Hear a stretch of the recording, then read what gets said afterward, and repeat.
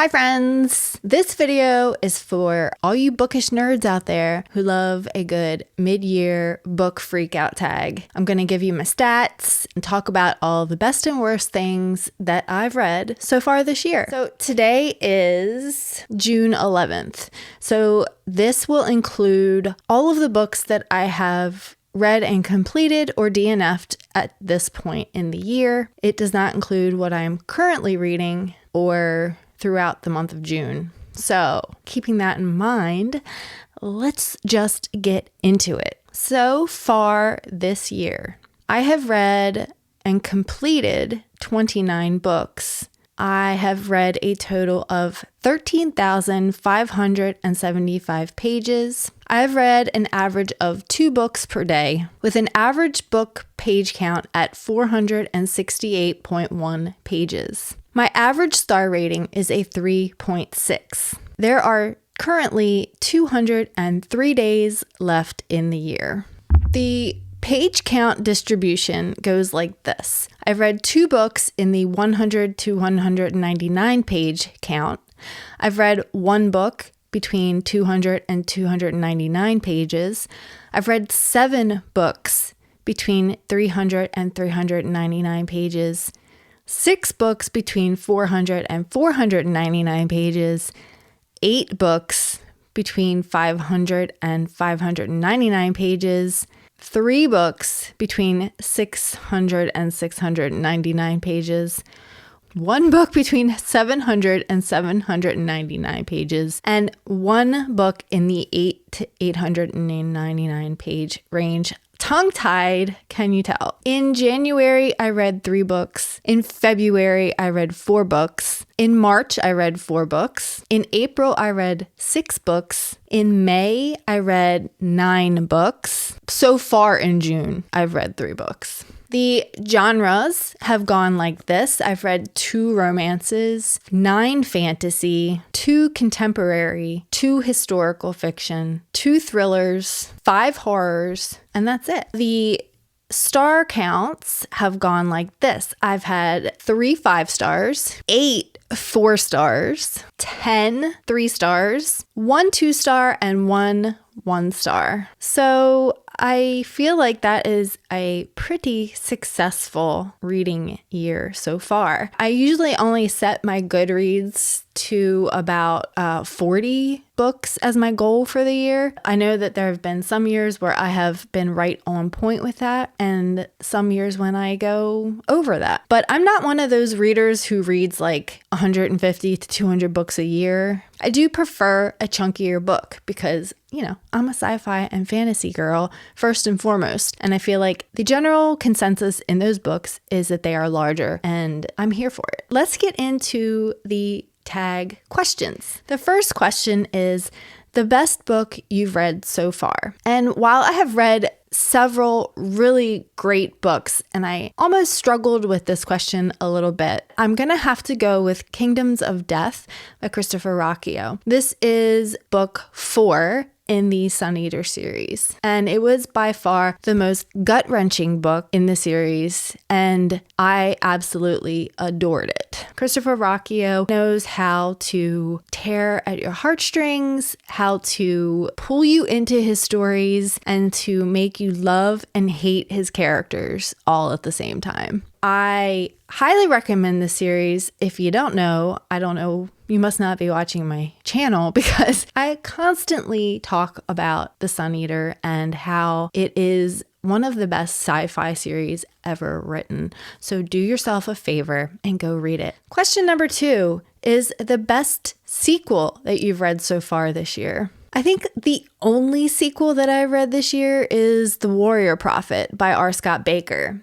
And this was a 3.5 star read for me. I believe that's what I gave it. Yes, 3.5 stars. And I recently did a reading vlog for this. And so my biggest complaint with this book was that it was a little bit of a pacing issue, slowness at the start, and then it would ramp up and then slow down and ramp up and slow down. But the overall plot and the overall character development and the reveals that happen in this book were excellent. My main issue, like I said, was the pacing. I wish that it was a little bit more of stakes were steadily increasing and that there wasn't a bunch of slower issues. Like I said in that vlog, it was necessary to build the political relationships and the other relationships within the story. So I do feel like many of the issues that were there, they were there for a reason. I just personally, I don't love reading about battle scenes. So that was my biggest complaint with that story. Overall, the series is fantastic. It is very grimdark, but he is a master at cultivating that grimdark setting and at building these characters. I would highly recommend this series as well. Question number 3, a new release you haven't read yet but want to. I have 2 for this because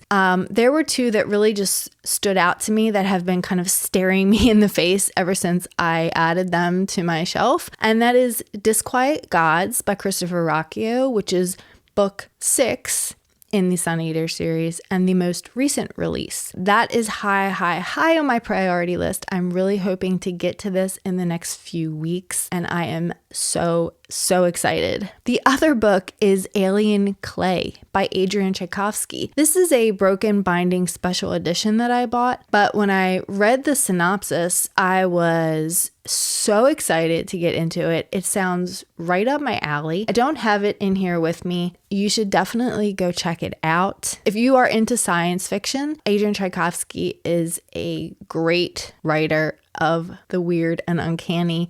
If you have read his Children of Time book series. Those are the 2. I'm hoping to get to both of them before the end of the year. The next question is the most anticipated release for the second half of the year. And I have 2 again for this one. One is Blue Sisters by Coco Mellors. I read her book Cleopatra and Frankenstein last year and I adored it. I think that she is great at writing these characters who are very well fleshed out and who are dealing with tremendous issues. She really sucked me in this story, and her newest release, Blue Sisters, I believe is about 3 sisters. I actually have it here.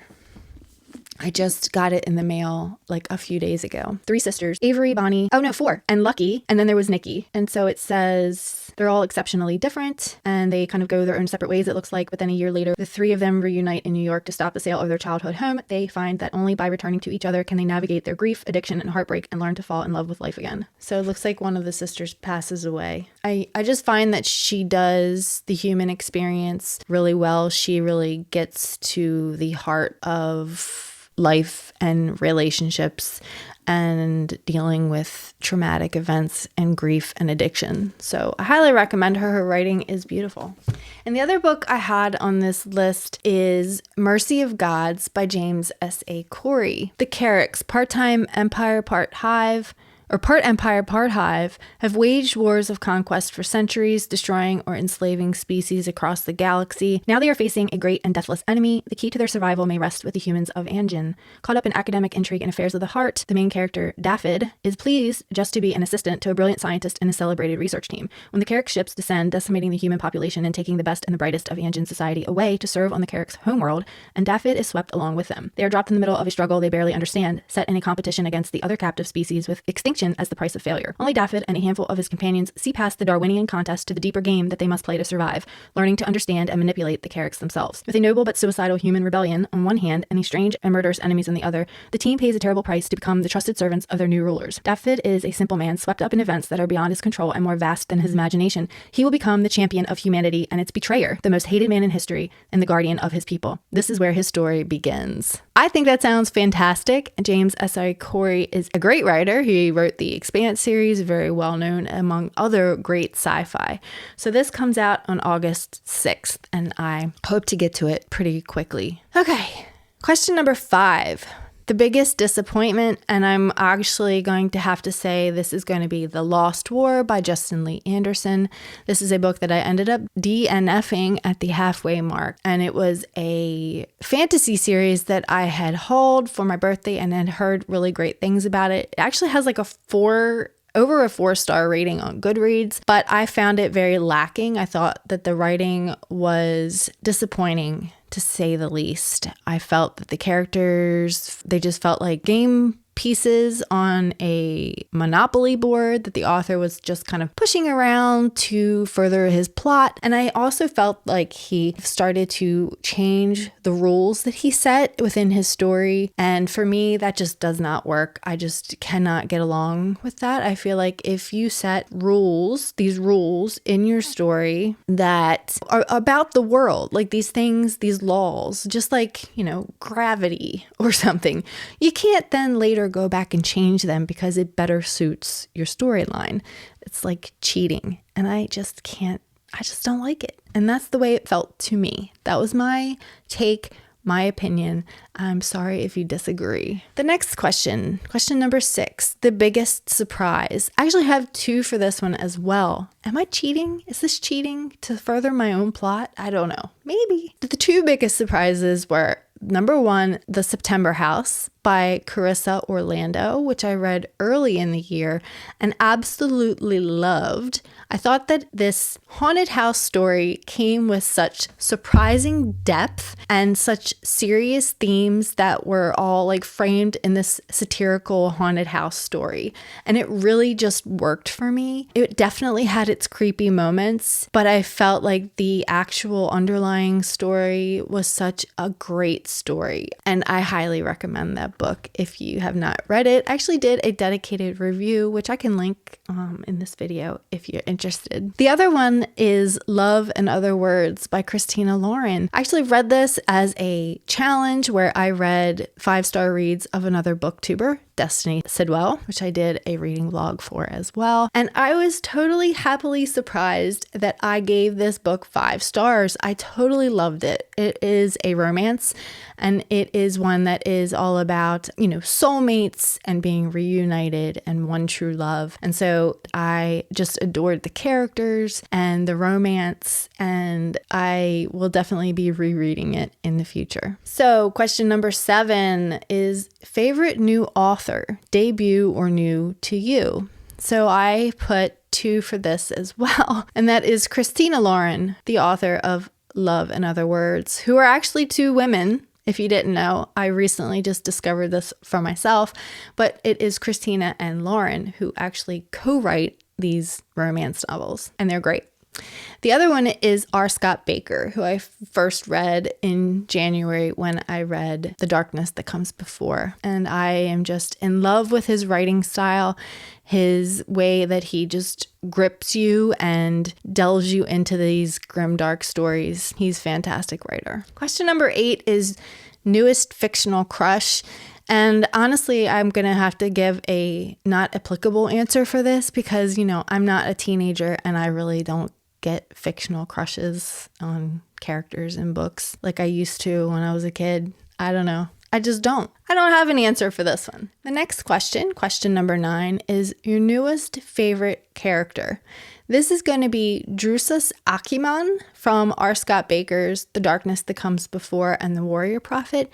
He is the sorcerer in this story, and in the first book, he almost seems very meek, very quiet and caring and thoughtful and smart, but also tormented. And in the second book, the character growth that we see from him exponentially makes him so much more. Like, I was actually shocked at the power and strength that is afforded to him in the second book and what you start to see from him. And I cannot wait to see where his story goes in the next book in the series.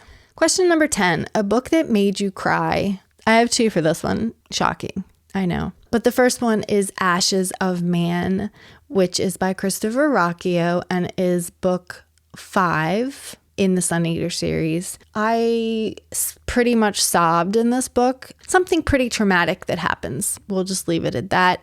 And if you know, you know. The way he builds his characters and these friendships and relationships within this series, it's just meant to destroy you. Like, there's just no way of getting around it. Like, you're gonna read it and you're gonna be destroyed.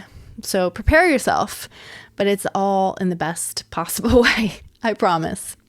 And the next one was Demon Copperhead by Barbara Kingsolver. This book won the Pulitzer Prize, I think, and it is clear that she deserved it because the story that she tells about Demon Copperhead, it almost reads like a memoir, and it tells the story of this young boy from childhood into early adulthood, and you get to see this poor tortured kid just live this sad and horribly fucking life, and you can't help but feel for him and just mourn for him and his losses and his struggles. It was really just a gut punch, but it was so well written and so well done. If you're into literary fiction, then I highly recommend it. Question number 11, a book that made you happy. I'm going with, again, Love in Other Words. This was just such a feel-good book. It truly is what the blurb on the cover says, a book that will make you believe in love again. It does all that and more. So if you are into romance, or if you want to get into romance and you want something that is not overly spicy, there wasn't a lot of spice in it. I didn't find that it was icky or overly sweet, but it was just the right amount. And I highly recommend. It was such a great romance. Number 12, the most beautiful book you've bought so far this year, and that is A Time of Dragons by Philip Cantrell, and this is the Broken Binding edition, and I just love this edition. It is so stunningly gorgeous. I mean, look at those. I mean, let's see. The purple and the gold foiling. I mean, the maps. Like, I'm messing up the cover here. That's not good. Anyway, I actually recently made a video, the 5 chunkiest books on my shelves that I plan to try and complete before the end of the year. And this one totally made the cut because this book is a chunky boy at almost, let's see, what is it? Almost 800 pages. It's 727 pages long. I am going to hopefully get to this before the end of the year. Question number 13, and the last question, is what books do you need to read by the end of the year? Well, I've already kind of talked about these two, but Alien Clay and Disquiet Gods for sure, because they are two of my most highly anticipated. But also, I recently, like I just mentioned, made a video about reading the 5 chunkiest books on my TBR shelves. And I will quickly mention them and also tell you, if you are interested in hearing more about them, to go check out that video, which I can link for you. But that is A Time of Dragons. Also, Anathema by Neil Stevenson, which is a book that has been on my shelves for years and I have not read because it is just under 1,000 pages, and it is a thick, chunky sci-fi that I had one point heard people saying it was really hard to get into and it was confusing, and so I have kind of been avoiding it, but no longer. We're going to finish this sucker by the end of the year. Also, I have Paradise 1 by David Wellington, which is a sci-fi that is just under 800 pages. I have Fall of Giants by Ken Follett, which is a historical fiction that is set around the time of World War II. And also Perdido Street Station by Chana Miéville, that is just right around 800 pages. So those are the 7 books that I hope to finish by the end of the year. I have a lot of reading to do, guys. But I feel like I have been doing really good this year, just powering through a lot of books. I've really been dedicating quite a bit of time to reading, and I hope that streak continues. So I really am curious to know, what is the best book that you have read this year? Let's compare. And if you've read any of these books that are on my list, I would love to hear your thoughts. So drop me a comment down below. I am really glad that you are here and you stuck around to the end of the video, and I'll hopefully see you again soon. Bye!